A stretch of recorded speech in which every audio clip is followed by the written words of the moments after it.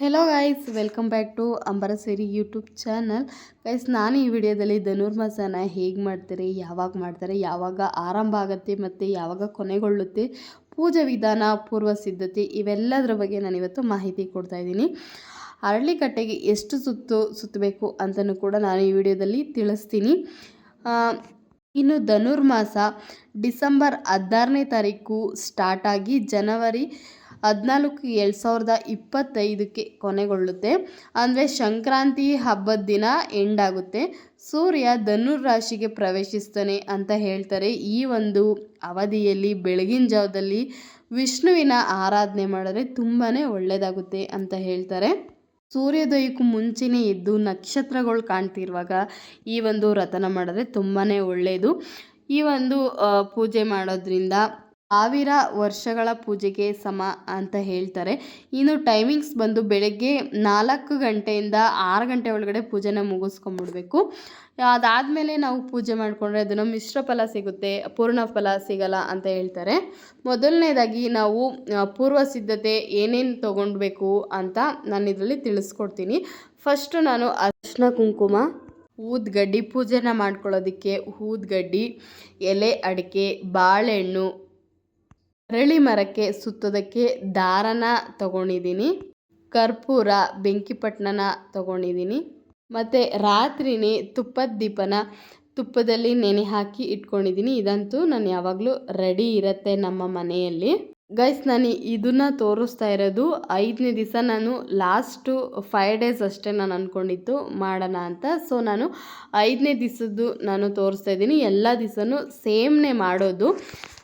ಬೆಳಗಿನ ಜಾವ ಎದ್ದು ಎಲ್ಲನೂ ಪೂರ್ವ ಸಿದ್ಧತೆ ಮಾಡ್ಕೊಳಕ್ಕಾಗಲ್ಲ. ಸೊ ನಾನು ಒಂದು ದಿವಸ ಹಿಂದೆಯೇ, ಅಂದರೆ ನೈಟೇ ನನಗೆ ಇದೆಲ್ಲವೂ ಕೂಡ ನಾನು ರೆಡಿ ಮಾಡಿ ಇಟ್ಕೊಂಡ್ಬಿಡ್ತಿದ್ದೆ. ಆಗ ಬೆಳಗ್ಗೆ ಎದ್ದು ಪೂಜೆ ಮಾಡಿ ಹೋಗೋ ಅಷ್ಟೊತ್ತಿಗೆ 6 ಗಂಟೆ ಆಗೇ ಬಿಡುತ್ತೆ.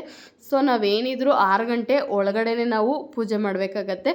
ಸೊ ನಾನು ಕೈನ ಒರೆಸ್ಕೊಳ್ಳೋಕ್ಕೆ ಟಿಶ್ಯೂ ಪೇಪರ್ಸ್ನು ಕೂಡ ನಾನು ತೊಗೊಂಡಿದ್ದೀನಿ. ಮತ್ತು 2 ಮಣ್ಣಿನ ದೀಪನ ತೊಗೊಂಡಿದ್ದೀನಿ. ಯಾಕೆ ಅಂದರೆ ತುಪ್ಪದ ದೀಪ ಹಚ್ಚಬೇಕಲ್ಲ, ಮರದ ಮೇಲೆ ಹಚ್ಚಿದ್ರೆ ಅದು ಸರೋಗಲ್ಲ ಅಂದ್ಬಿಟ್ಟು ಮಣ್ಣಿನ ದೀಪದಲ್ಲಿ ತುಪ್ಪದ ದೀಪ ಹಚ್ಚಿದ್ರೆ ತುಂಬಾ ಶ್ರೇಷ್ಠ ಅಂತ ಹೇಳ್ತಾರೆ. ಮತ್ತು ನಾನಿಲ್ಲಿ ಇನ್ನೊಂದು ಸಾಂಬ್ರಾಣಿ ಕಡ್ಡಿನ ತೊಗೊಂಡಿದ್ದೀನಿ. ಯಾಕೆ ಅಂತ ನಾನು ಕೊನೆಯಲ್ಲಿ ಹೇಳ್ತೀನಿ. ಸೊ ಇದಿಷ್ಟು ಬೇಕಾಗಿರೋವಂಥದ್ದು. ಮತ್ತು ಒಂದು ಚಮ್ನಲ್ಲಿ ನೀರು ಎತ್ಕೊಂಡೋಗ್ಬೇಕು, ಪೂಜೆಗೆ ಕಾಯಿನ ತೊಗೊಂಡೋಗ್ಬೇಕು.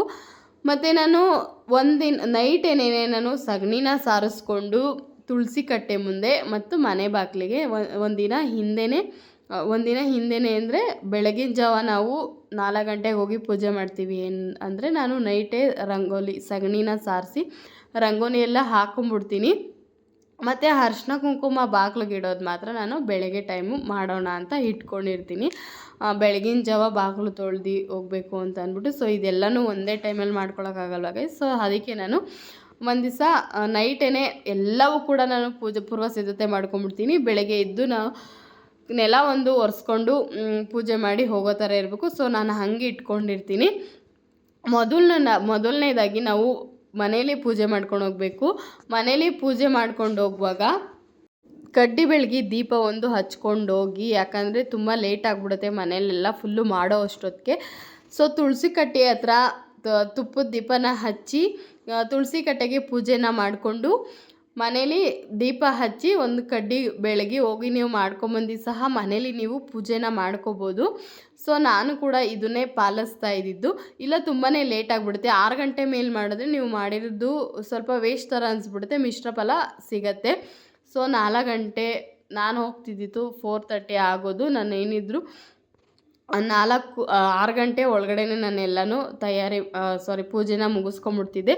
ಇನ್ನು ನಾನು ನೈವೇದ್ಯಕ್ಕೆ ಸ್ವೀಟ್ ಪೊಂಗಲ್ನ ಮಾಡ್ಕೊಂಡಿದ್ದೀನಿ. ನಾವು ಇದನ್ನು ಹುಗ್ಗಿ ಅಂತಲೂ ಕೂಡ ಕರೀತಾರೆ. ಸ್ವೀಟ್ ಪೊಂಗಲಾದರೂ ಮಾಡ್ಬೋದು ಅಥವಾ ಖಾರ ಪೊಂಗಲಾದರೂ ಮಾಡ್ಬೋದು. ಒಟ್ಟಿನಲ್ಲಿ ಹೆಸರು ಬೇಳೆಯಿಂದ ಮಾಡಿರೋ ಅಂಥ ಸ್ವೀಟ್ ಪೊಂಗಲ್ ಅಥವಾ ಖಾರ ಪೊಂಗಲು ತುಂಬಾ ಶ್ರೇಷ್ಠ ಅಂತ ಹೇಳ್ತಾರೆ. ಇನ್ನು ನಾನು ದೇವಸ್ಥಾನದ ಹತ್ರ ಹೋದೆ. ಆಲ್ರೆಡಿ ತುಂಬ ಜನ ಬಂದು ಆಲ್ರೆಡಿ ಮಾಡ್ಕೊಂಡು ಹೋಗಿದ್ರು. ಮೊದಲು ನಾವು ಎಲ್ಲನೂ ತೊಗೊಂಡೋಗಿರೋದನ್ನೆಲ್ಲ ಒಂದು ಬ್ಯಾಗ್ ಹಾಕೊಂಡು ಹೋಗಬೇಕು ಗೈಸ್. ಏನೂ ಮರ್ತ್ಕೊಂಡು ಹೋಗ್ಬೇಡಿ. ಅದಕ್ಕೆ ನಾವು ಒಂದು ದಿವಸ ಹಿಂದೆಯೇ ನಾವು ನೈಟೇ ಎಲ್ಲ ಎತ್ತಿಟ್ಕೊಂಬಿಟ್ರೆ, ಎಲ್ಲ ನೆನಪಾದಂಗೆ ಎತ್ತಿಟ್ಕೊಂಬಿಟ್ರೆ ತುಂಬಾ ನಮಗೆ ಈಸಿ ಆಗುತ್ತೆ. ಬೆಳಗ್ಗೆ ಎದ್ದು ನಾವು ಹಂಗೆ ರೆಡಿಯಾಗಿ ಹೋಗ್ಬೋದು. ಎಲ್ಲವೂ ಕೂಡ ಎತ್ಕೊಂಡು, ಇನ್ನು ನಾನು ಅರಳಿಕಟ್ಟೆ ಹತ್ರ ಒಂದು ಸ್ವಲ್ಪ ನೀರನ್ನ ಚುಮ್ಸಿ ಅದ್ರ ಮೇಲೆ ನಾನು ತೊಗೊಂಡೋಗಿರೋದೆಲ್ಲವೂ ಕೂಡ ನಾನಲ್ಲಿ ಇಟ್ಕೊತೀನಿ. ನೆಕ್ಸ್ಟು ನಾವು ಏನು ಮಾಡಬೇಕು ಅಂತ ಅಂದರೆ, ಅರಳಿಕಟ್ಟೆ ಹತ್ರ ನಾವು ಫಸ್ಟು ನೀರನ್ನ ಚುಂಬಿಸ್ಕೋಬೇಕು. ಹೆಣ್ಮಕ್ಳು ಅರಳಿಕಟ್ಟೆನ ಮುಟ್ಬಾರ್ದು ಅಂತ ಹೇಳ್ತಾರೆ.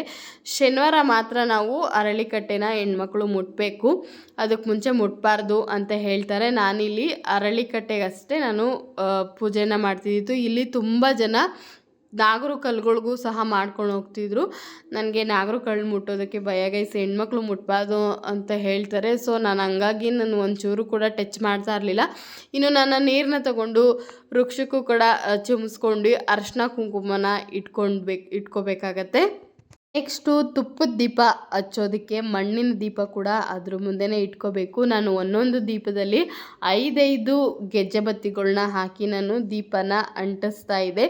ಇನ್ನೊಂದು ದೀಪನೂ ಕೂಡ ಹಚ್ಕೋಬೇಕು, ಹೂವು ಎಲ್ಲನೂ ಸಹ ಹಾಕಬೇಕು. ಮೊದಲು ಕಡ್ಡಿನ ಬೆಳ್ಕೊಬೇಕು ಗೈಸ್. ಎಲ್ಲ ಕಡೆನೂ ಎಲ್ಲ ದೇವ್ರಿಗೂ ಅಲ್ಲಿ ಗಣೇಶ ಇತ್ತು, ನವಗ್ರಹ ಇತ್ತು.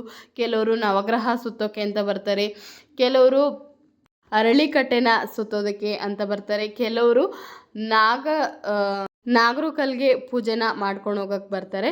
ಫಸ್ಟ್ ನಾವು ಮನೆಯಲ್ಲಿ ಸಂಕಲ್ಪ ಮಾಡ್ಕೋಬೇಕಾಗತ್ತೆ ಗೈಸ್. ಅಥವಾ ನೀವು ಮರ್ತೋದ್ರೆ ಪೂಜೆ ಸ್ಟಾರ್ಟ್ ಮಾಡೋದಕ್ಕೆ ಮುಂಚೆ ನಾನು ಏನಕ್ಕೋಸ್ಕರ ಈ ಒಂದು ವ್ರತನ ಮಾಡ್ತಾ ಇದ್ದೀನಿ ಅದನ್ನು ಬೇಗ ಈಡೇರಿಸ್ಕೊಡಪ್ಪ ಅಂತ ಫಸ್ಟು ಬೇಡ್ಕೋಬೇಕಾಗತ್ತೆ. ಮತ್ತು ನಾನು ಎಷ್ಟು ದಿನ ಮಾಡ್ತೀನಿ ಅಂತ ಕೂಡ ನಾವು ಸಂಕಲ್ಪ ಮಾಡ್ಕೋಬೇಕಾಗತ್ತೆ ಇಲ್ಲಿ.